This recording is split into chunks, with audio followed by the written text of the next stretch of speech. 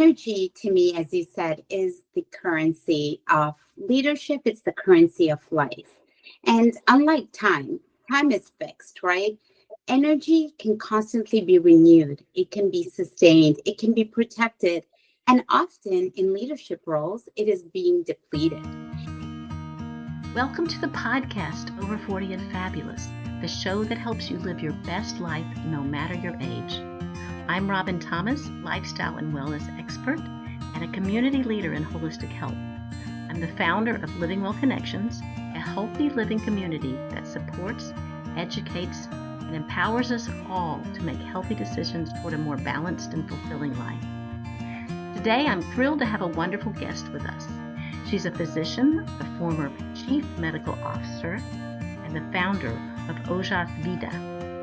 She helps women leaders restore energy, clarity, and resilience using a unique blend of ancient Ayurvedic practices and modern integrative health. Her East meets West approach is all about transforming burnout into brilliance and helping women like you and me thrive, not just in leadership, but in all aspects of life. Please join me in welcoming the amazing Dr. Sonal Bhatia.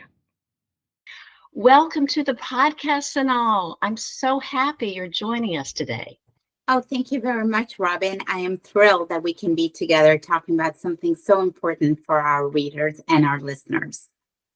Absolutely. And you have a little different approach than I do, and that's good because the differences are what make life wonderful, actually. And Yeah. I know that you love to help us unblock energy, let that energy out and flow. And I know you are interested in healing the body. And I know you have some other tips and hints that are just going to be great here.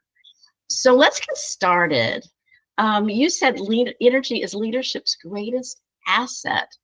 And you talk about practicing rituals.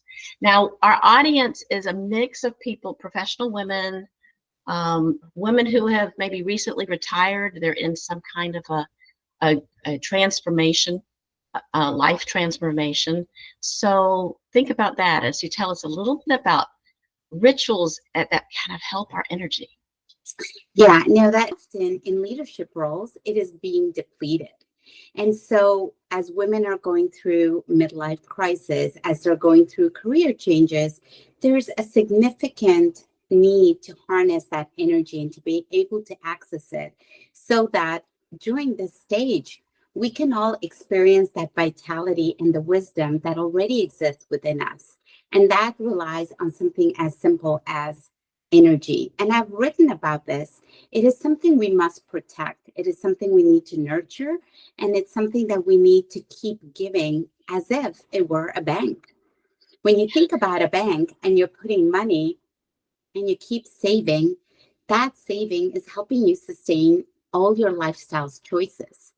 Similarly, energy needs to be sustained in such a way where every day you're putting in a little bit into your energy bank. And by doing so, you're going to have the energy you need every day to navigate through all of life's challenges. Because there is no such thing as a day without challenge. But how we navigate through that requires us to keep going into our energy bank. And a great example that I really, even in my leadership role when I was leading a large organization, is something as simple as pausing in the middle of the day. And I don't mean middle like 12 or 1, but it's around that 2, 3 p.m.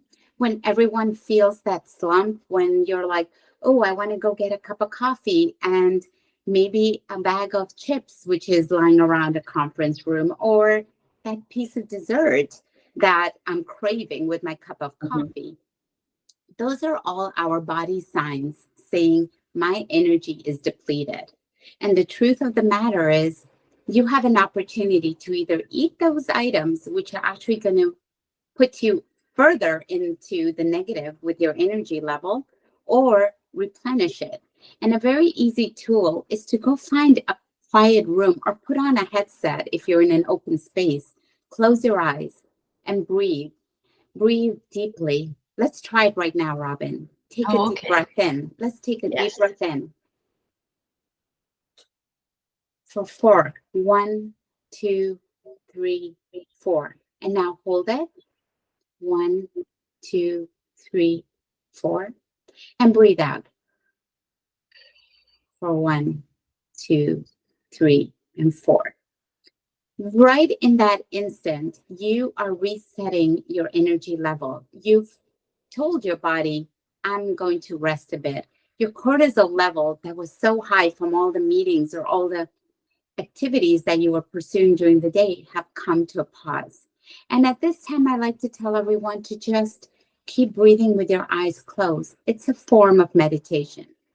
Everyone is exposed to different types of meditation, and they can use whichever tool they like to meditate. For example, the Calm app, and there's multiple apps out there that provide a 2-minute meditation or a 5-minute guided meditation.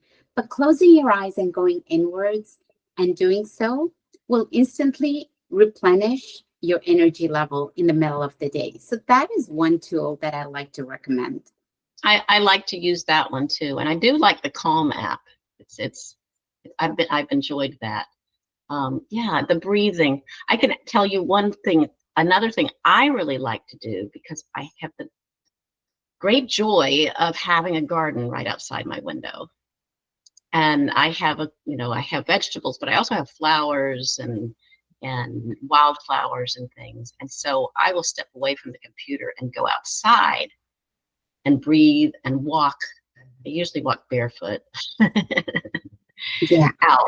I mean, I have the privilege of being able to live near a garden like that.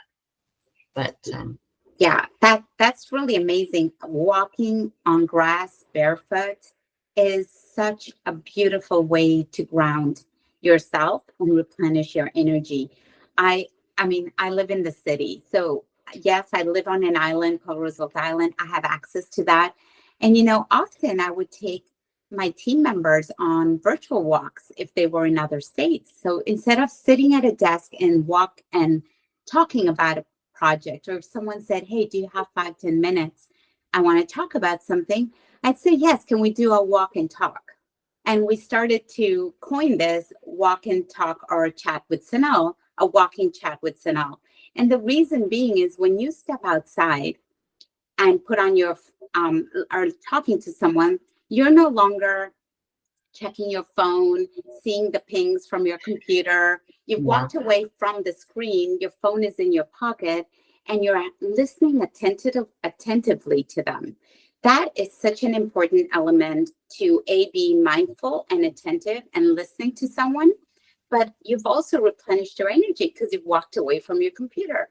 You're now doing something very different, and yet you're working, right? Because sometimes during the workday, you cannot spend 8 to 10 hours sitting at a desk. That is a depletion of energy as well. So these are a quick trick, 20 minutes, go walk and find a way to walk around the block or look at trees, as you said. If you have a garden, go ground yourself barefoot. I love this. I love this because the idea of an energy bank is so important. As you said, we all get under stress. Everybody does in this world. And to have that bank, I've noticed it in myself that if I take that little bit of time for myself, I'm much more able to give to others. I'm much more able to listen to them and their needs if I have had some private time that I'm taking care of myself. Yeah. And Robin, another thing as leaders that's very important is boundaries and protecting that halo of energy that we want to be living in. And that means sometimes saying no to things that don't align with us, or that perhaps they do align, but they're at the wrong time. I find that mealtime with my family is a boundary zone, and I don't want to take that away. There is an element of filling your energy when you're in community with your family or friends.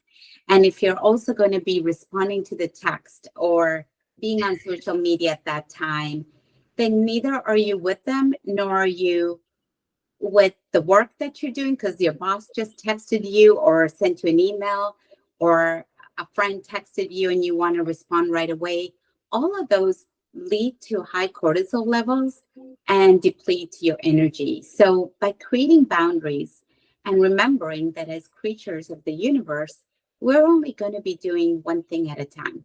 That's what we're supposed to be doing. The fact that we're here multitasking is only depleting us.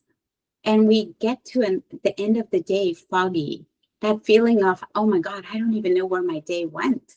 What did I do? What did I accomplish? But in fact, you actually did a lot during that day. Did it have to all happen in that one day, or could it have waited for the next few days? And I think culturally, as leaders, we have the opportunity to prevent our team members or the people that look up to us or work with us to be in that zone of, I need to do 10 million things because my boss expects it. If leaders can actually encourage their direct reports to finish a task and move on to the next, and to protect their time with family, to give them that opportunity to replenish energy, to have those rituals that we'll talk about. But, we need to start to change how we operate in society, because when your stress levels are so high, your body is in a fight and flight situation. And that just means your cortisol level continuously stays up. It doesn't even know how to come down. And that's what leads to inflammation. And inflammatory markers are now showing up in all of the chronic diseases that our society is impacted with. Now, inflammation is something I did research on for a number of years. And you're right. I mean, inflammation, depending on the individual, causes many different types of illnesses. Exactly. And it's good. So that leads us into healing the body. Mm-hmm. Because you have this hand in hand, your energy, you need to keep that energy bank going, but you also need to have the rest of your body healthy. And it sounds easy, but it's all connected. So tell us a little bit more about healing the body you said to unlock clarity. Yes. I think when you think about leadership, you have to have mental clarity. You have to have confidence as a leader. You have to portray that confidence. You have to have emotional resilience. And those are a lot of leadership terms that are thrown around and are actually very necessary as a leader. But in order to do that, you have to take care of your body as a leader, or as a woman, or as a man, or as any human who is watching this podcast, right? We are, as I said earlier, creatures of the universe. And therefore, we need to have rituals of when we eat. Mm-hmm. Taking care of our body means we need to eat well. Gut health is the number one thing that I think we can all shift within ourselves. Gut health, they say over 90% of diseases, chronic diseases today, start in the gut. And so if we're going to have really good gut health, that is going to actually lead to a lot of energy coming within our body from the nutrients and the food that we eat. And that leads to giving us that clarity, the mental clarity, and the ability to have the energy and the pauses in the day that are so integral to be able to make good decisions. Mental disease is tied to the gut. We've seen a lot of research about the mind-gut axis, right? Why? Because over 90% of the serotonin receptors, which are the happy receptors that make people feel happy, they're actually in the gut. So if your gut is not healthy, how can your mind be healthy? So what you eat, and we've heard that, right? Growing up through our parents, what you eat is who you are. And it's absolutely true. And it's not only what you eat is who you are, but it's what you eat is how you feel at the end of the day. Absolutely. So digestion is the root cause of many diseases, even in Ayurveda. Ayurveda it's a 5,000-year-old ancient medicine practice that is tried and tested. We don't need double-blinded studies to prove it because it's been here for so long. and it goes to the root of the disease. What's beautiful about Ayurveda is it uncovers what is wrong in your body and helps you to then fix that root. And digestion is primarily, typically, what is the root cause of it. So when you can fix that, and we talked about inflammation, then you're fixing the digestive issues in the individual based on their individual constitution. The other thing is the stress connection. We talked about the cortisol, right? When you have this chronic stress constantly, it's hijacking all of your energy reserves, but it's also disrupting your gut health. Because with those stress levels, your body's not going to focus on digestion. It can't, because it needs to be ready for that next email that's going to stress you out.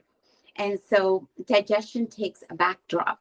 And when that happens, you've eroded the energy bank in your body.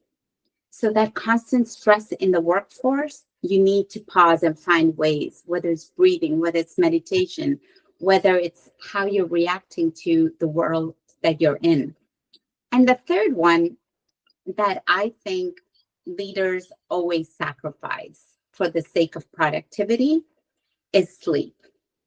And sleep, I did a piece on NDT Good Morning a few weeks ago talking about the importance of sleep. Sleep is so important to be able to give you clarity, confidence, decision-making. We spend 1/3 of our life in sleep because we should be having 7 to 8 hours a day, right? So by the time we should be. How many people in leadership positions do that? Well, you know, it's amazing to see that the really, really good leaders, when you ask them what are their rituals, sleeping is one of them. Yeah. Arianna Huffington talks about how because she was taking away her sleep, she had an event that awakened her. And now she even wrote a book about sleep.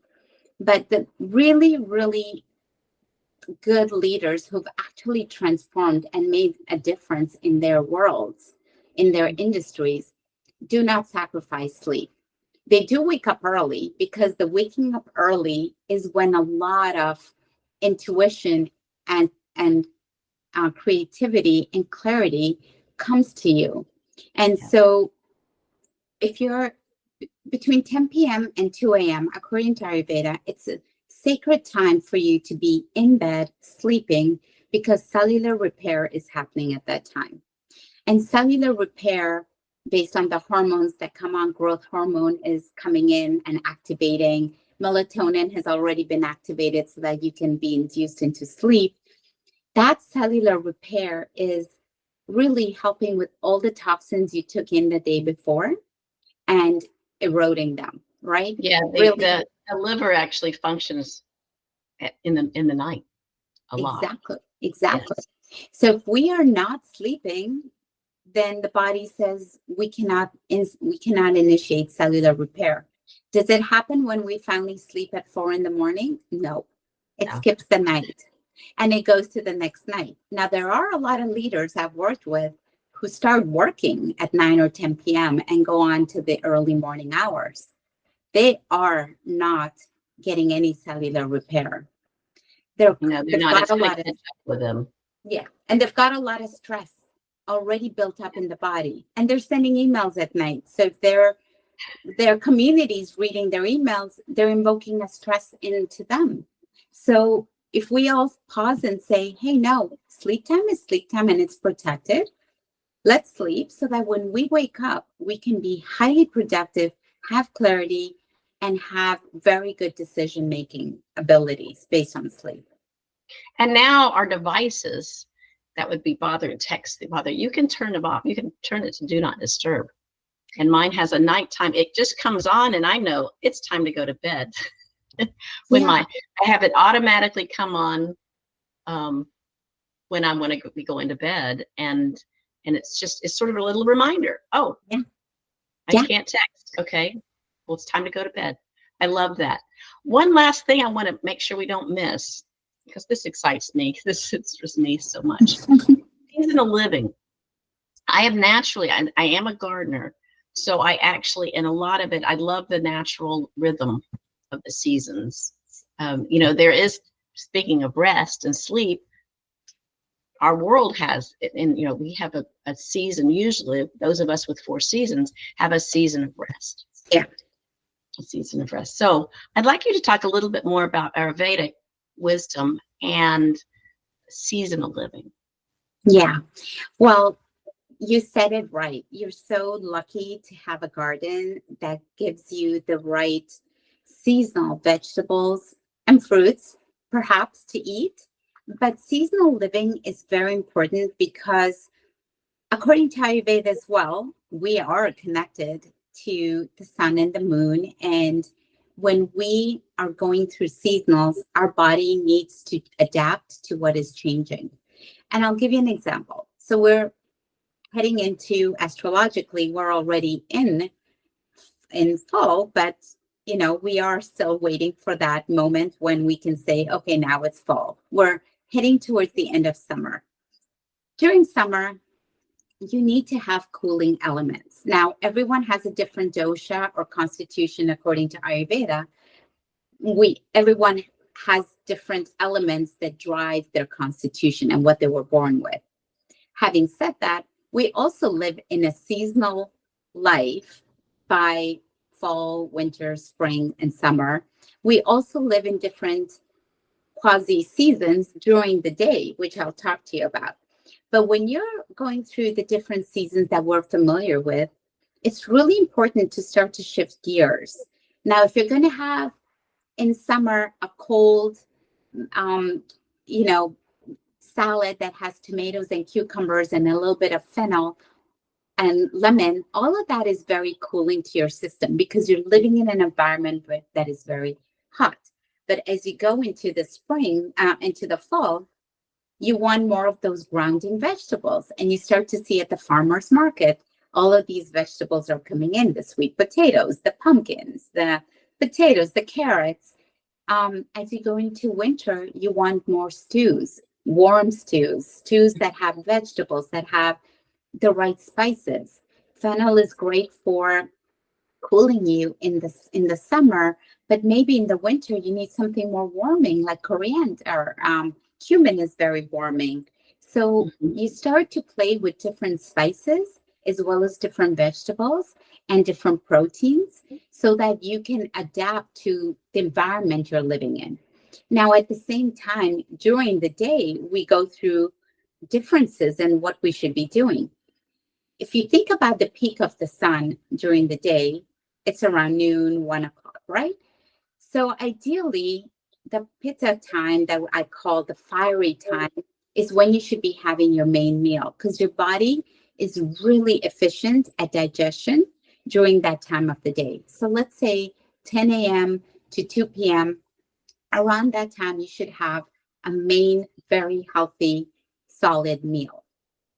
At night, when we're all snacking at night after the sun has set and the moon is out, there is no fire from the sun. So our digestion is not going to be efficient. It cannot really start a digestion process. So anything we eat at night is going to be very hard to digest. So ideally, our dinner should be much lighter.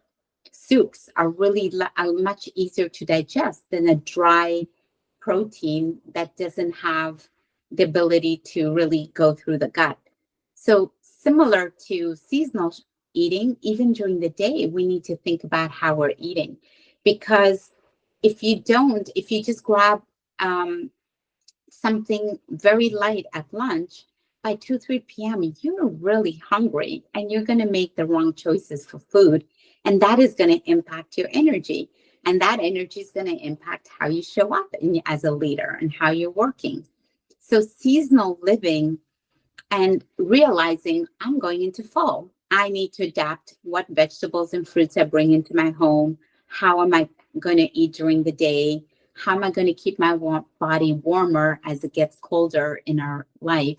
Those are all the things that I guide my clients through so that they can make shifts in eating the same salad every day or eating the same meal every day. Is probably not the right way to extract all the vegetables and nutrients. And we all know, you've you have a garden, you know very well. The seasonal vegetables have the highest level of nutrition. When you're taking something that doesn't have that, then why are you giving your body the least amount? You want to captivate the essence of the vegetables with the highest nutrients so that you can replenish your energy and increase that energy bank. And even if you don't have a garden, you go shopping, the stores have at the best prices the seasonal foods. Exactly. So go ahead and take advantage of that. And to add to my own garden, I actually get a produce box delivered, and it's always what the farmers are growing right now. Yeah, yeah. I love the boxes now. Like, you can order a box of seasonal vegetables, and it's whatever comes in. You as creatures of habit, we're always going to go pick the same vegetables that we're familiar with, right? But when you have someone sending you a box, you're like, oh, this is interesting. I wouldn't have thought of cooking it. Let me figure out how to make this. I love that. Yes. Yeah, that's what I do. And it's like, I get online, okay, so I have this, these 3 different vegetables. What kind of soup or what kind of stew, what can I make with these? Or anyway, it's been delightful. We're getting a lot of eggplant right now. Eggplants are great. Eggplants are so good. They're full of such amazing nutrients. Yeah. So one of the things when you're talking about eating cool food, or warm foods, and then that makes perfect sense. And I hadn't thought about it, but I actually drink something when it's warm outside, first thing in the morning. I don't have coffee. I just don't, my body just doesn't agree with coffee. And some people can drink coffee and some can't. But I drink something, a chilled aloe drink juice. And it's lovely for the gut. It's lovely for the gut. But in the winter, I don't want it. Yeah. So in the winter, I have my pot of tea, and I drink green tea in the morning, warm. So I had realized that I was sort of naturally going along with what you're saying. Well, you're in tune to your body. And, a lot of what I've shared is our body signals it, right? Our body is always aware of what it wants. It's the question is, are we listening? Are we slowing down enough to listen to what our body needs? And aloe juice is actually a cooling juice. And even, I know you're having it chilled. I would recommend room temperature for your next summer ritual, just because when it's very cold, the enzymes in your gut cannot function. They function at room temperature because our bodies are warm.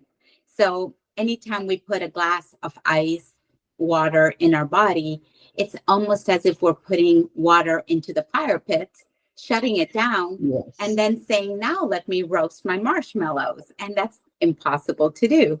So I give you that visual because I think our viewers will appreciate that glass of iced chilled water before a meal is an absolute no-no.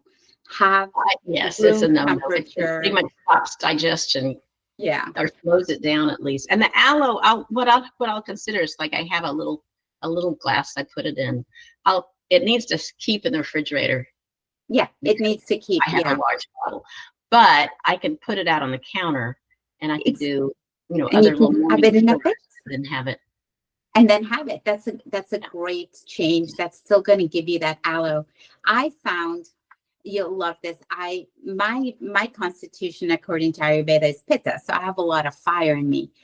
Yeah. I would love jalapeno in guacamole in the summer.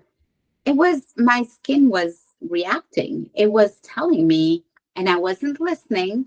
It was telling me that it didn't like the heat. So this summer, I didn't have any jalapeno, and my skin has been very happy. What I have added is coconut water. So I will drink water, and I will put a little bit of coconut water in it, especially when I work out. It gives me a lot of the electrolytes that in me, but it's so cooling. And it keeps my body in a cooling mind in a cooling way, especially as we're dealing with these heat waves. So I myself have had to adapt on what I bring in. And I think next time I'm going to try the aloe juice that you're doing, because these are great rituals that we need to think about, and our body signals it. So am I craving coconut water around December? Absolutely not. I'm craving a warm tea, and I'll add cardamom and cinnamon to it. And these are all warming, and they're so nurturing as well. Yeah. So we got to listen to the body. I love spicing my teas in the winter. Yes. Yeah, totally. Well, thank you so much. I have loved this. I love this conversation. You have so much to offer. And I know our audience would love to get in touch with you. I just know it, because you have so much to offer people. So how is the best way to get in touch with you? That I would love to hear from our audience. I have a website, sonalbhatia.com. I also offer free consultation, 30-minute free consultations to just talk about what are the challenges that you have and see if that's an opportunity to work with me. I go through journeys with clients. I do 6-week journeys or 6-month journeys. And I also work with leadership teams and to help them uncover and unlock different mechanisms to not only elevate their own energy, but also their entire team's energy. And that is so important as you're driving the purpose of a company or a team dynamic. So sonalbhatia.com, or email me at sonal@Ojas Vida, OJASV as in Victor, IDA.com. Okay, lovely. I'll be putting that information in the show notes also. So people will just be able to go watch the video and then be able to click on your links and reach out to you. So thank you again. Thank you, Robin. This was wonderful. And I really appreciate all the insights you are already pursuing and sharing with the audience as well. Thank you so much for joining me at my Over 40 and Fabulous podcast. If this podcast has been helpful for you, don't forget to like, subscribe, and share this episode with those in your life who need to hear this empowering message. And don't forget to download my free gift, 5 Ways to Get Started with Healthy Habits Without Getting Overwhelmed. This free guide leads you through 5 small steps that will allow you to ease into healthy habits until they become a natural part of your life. It's wonderful if you're just not quite sure how to get started.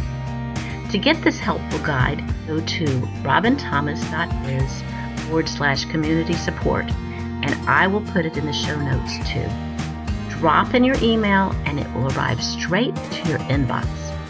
Bye for now, and I'll see you next episode.